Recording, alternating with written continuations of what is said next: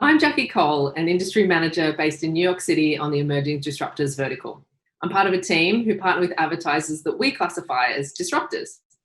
Many are direct-to-consumer brands. They're notorious for moving fast, for testing, leaning into automation and machine learning, and driving impact for their communities. We've all now moved through the unprecedented early weeks of the COVID-19 crisis. Businesses are navigating the new normal and adapting to how people's needs have changed.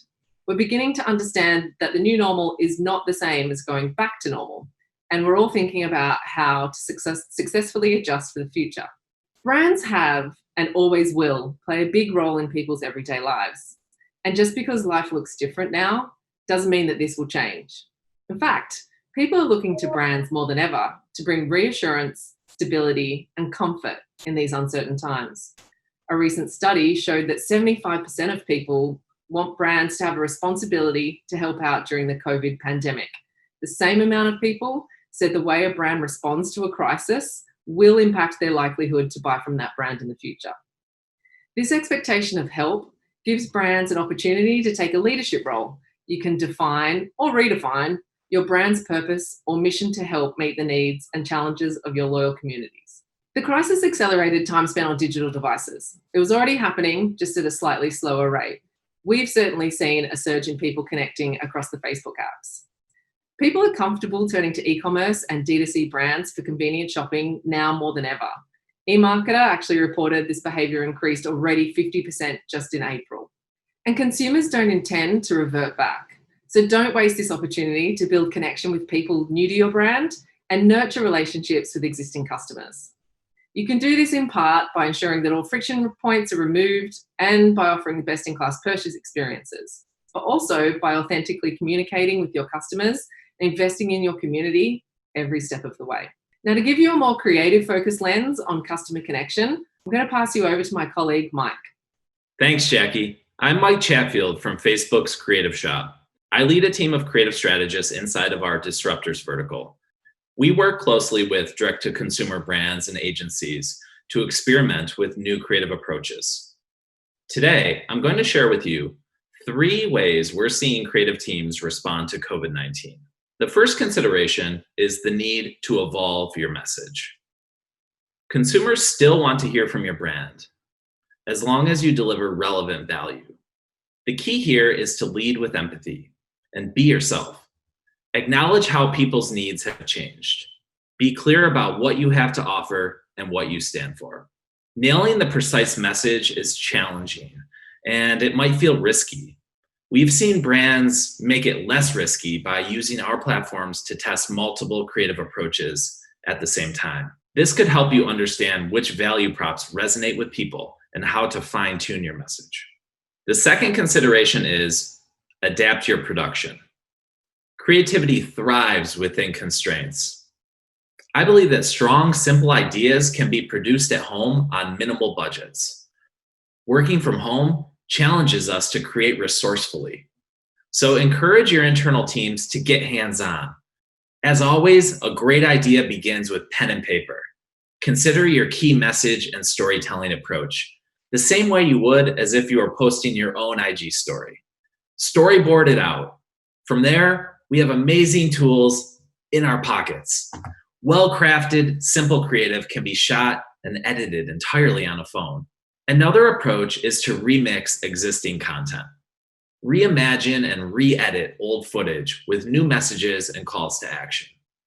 And last but not least, don't forget about native tools like Create Mode, polling, and Live to inspire new ideas. The last consideration is to contextualize your marketing. This is about ensuring your brand message is relevant. Now is a great time to tap into creators and influencers.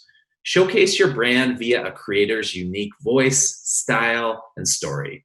Collaborating with creators enables you to build a more authentic human connection and engage new audiences with your message. Thanks for the opportunity to share these trends with you today. Now back to you, Jackie. Thank you so much, Mike. And now to share his perspective on navigating this new mindset, I'm going to be joined by Chris Pond, Director of Growth Marketing at ButcherBox. Hey, Chris. Hey, Jackie. Thanks for having me today. Thank you for joining us. Now, I'd love for you to introduce us all to ButcherBox for anyone who's not already familiar. Tell us about the business and tell us about your mission. Yeah. At ButcherBox, we deliver high quality, humanely raised meat directly to people's homes. So our mission is to change the way that people purchase and consume meat. We're focused on improving the food supply chain in a way that gives better lives to animals, has a more positive impact on the environment, improves the livelihoods of farmers, and lets our members feed their families with meat that was raised the right way. I love it. And now, what can you share with us about how ButcherBox has approached advertising during COVID? Early on in COVID, around early mid-March, we made the decision to pull our advertising across the board. Given the uncertainty that the country was facing and the panic that consumers were experiencing, we felt it was really important as a brand not to add to that panic by encouraging people to stock up and buy more or to be promoting any deals on site. Anyone who's seen our advertisements know we're really heavily acquisition focused. Starting around St. Patrick's Day, we watched our members begin to organically stock up on products. They moved up their next box date and started adding extra items. At the same time, we saw an influx of new members coming to our site organically via word of mouth, referrals from friends to sign up since we had turned our ads off. After about 10 days of seeing this from new and existing members, we were faced with a choice. Do we focus on growing our base, or do we make sure that our existing loyal members can order whatever they want during this crisis? In making that choice, we went back to our core values as a company. Two of those are being member obsessed and being accountable. And by going back to our values, it was pretty clear we needed to focus on our promise to our longtime members. And so we instituted a wait list for new folks while keeping acquisition advertising turned off. As a growth marketer, it might sound difficult to make the call to turn all channels off completely. But we were excited because this gave our team an opportunity to think more about what a branded advertising campaign could look like. Something that was on our 2020 roadmap, but hadn't quite been fully developed yet. Great. Yeah. And we at Facebook have so much respect for that decision that you made, and hopefully we partnered with you throughout. Can you tell us what guided your strategy around connecting with your members and prospective customers during the crisis? Yeah, our values were what guided our strategy, plain and simple. We've been committed to transparency throughout this. It's a really humbling experience knowing that folks are counting on you to be able to feed their family. And we wanted to make sure people knew exactly what to expect throughout the early days of the crisis. That's why we were so upfront about our waitlist decision, our inventory positions, shipping information, and everything else. Was there anything that you've done radically differently given this very unique time? And if you did, how was that performed for you as a business? Yeah, our plan for 2020 was to really prioritize telling the story of our mission and really connecting with members over our values. If anything, the pandemic just forced us to accelerate that process. Our growth on Facebook has really been driven by performance marketing and DR-focused creative. And we've been working on crafting some brand campaigns to make that pivot. This suddenly gave us an opportunity to run a campaign that wasn't optimized for conversion. We were able to focus on viewership, on reach, engagement, brand lift.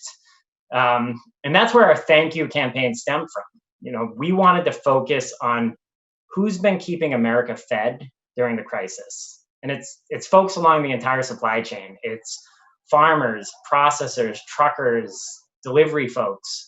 It was out of humility and gratitude that we leaned into that as our branded message. And it's been amazing to see the response.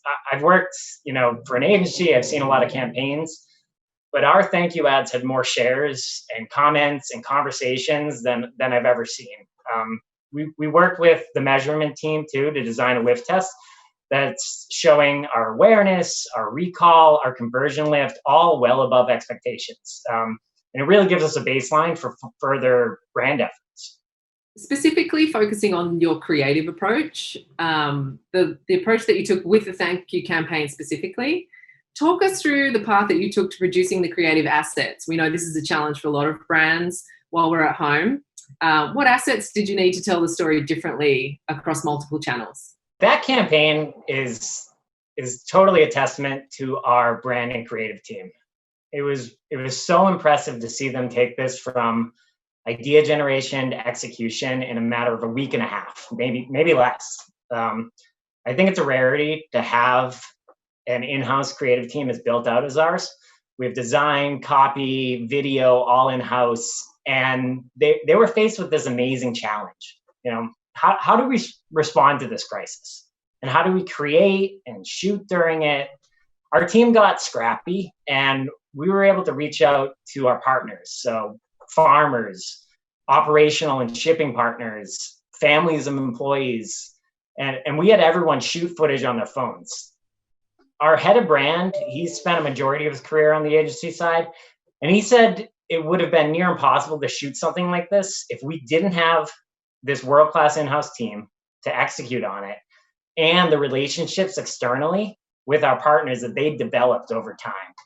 I think that says a lot about how we value all the people and organizations that make up ButcherBox. And now it's a national TV commercial and a Facebook and Instagram asset that everyone's seeing.